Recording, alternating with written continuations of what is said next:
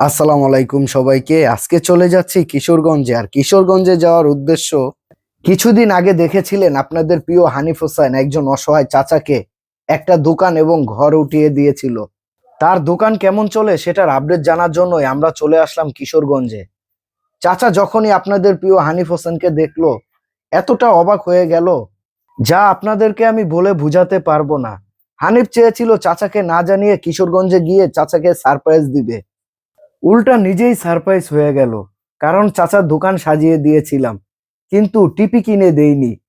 চাচায় দোকানের টাকা সঞ্চয় করে একটা টিপি কিনেছিল এবং কি দোকানের চালানো বাড়িয়েছিল।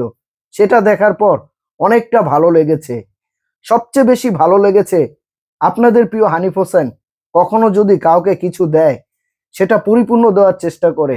আপনাদের প্রিয় হানিফ হোসেন আমাকে সবসময় একটা কথা বলে, কবির, কাউকে যদি সাহায্য করো এমন ভাবে সাহায্য করবা ওর জানি অন্য কারো নিকট হাত না পাতা লাগে।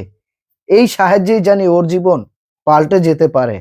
একটা কথা বলতে কি জানেন, আপনি যদি কারো জন্য কিছু করেন আর সেটা যদি হয় তার জীবনের সবচেয়ে বড় পাওয়া, তাহলে পৃথিবীতে এর চেয়ে বড় শান্তির আর কোনো কাজ হতে পারে না। মহান আল্লাহ তাআলা মহা পরিকল্পনাকারী। এই কথাটা কেন বললাম জানেন?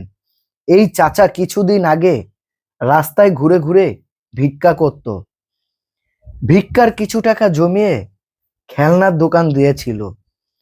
আমাদের নবীজি ভিক্ষা পছন্দ করতো না, যার কারণে সে ভিক্ষার টাকা জমিয়ে খেলনার দোকান দিয়েছিল। সেখানেই চাচার সাথে দেখা হয়ে গেল আপনাদের প্রিয় মুখ হানিফ হোসেনের সাথে। তখন চাচাকে জিজ্ঞেস করলো, চাচা আপনি এই বয়সে খেলনার দোকান দিয়েছেন কেন?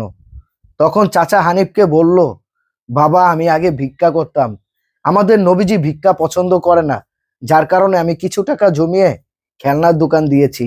আপনাদের প্রিয় হানিফ হোসেন তাকেই সাহায্য করে, যে ভিক্ষা না করে কাজ করার চেষ্টা করে।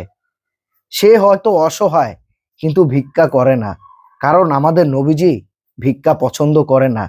এই কথাটা যখনই হানিফ শুনলো, তখন আপনাদের সকলকে নিয়ে এই চাচার পাশে দাঁড়ালো। হানিফ হয়তো একা পক্ষে এত কিছু করা সম্ভব ছিল না। আপনাদের সকলের ভালোবাসা নিয়ে হানিফ এই পর্যন্ত এগিয়ে আসতে পেরেছে। আমি ধন্যবাদ জানাই হানিফ হোসেনকে। আজীবন জানি এরকম মানুষের সেবা করতে পারে, অসহায় মানুষের পাশে জানি থাকতে পারে।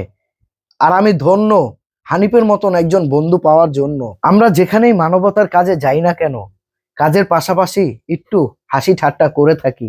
আর সেই দৃশ্যটা তুলে ধরলাম আপনাদের দেখানোর জন্য। এই ভিডিওর মাধ্যমে আমি অনেক রকম কথা বলেছি। আমার কথায় যদি কেউ কষ্ট পেয়ে থাকেন, তাহলে আমাকে ক্ষমার দৃষ্টিতে দেখবেন। আসসালামু আলাইকুম সবাইকে।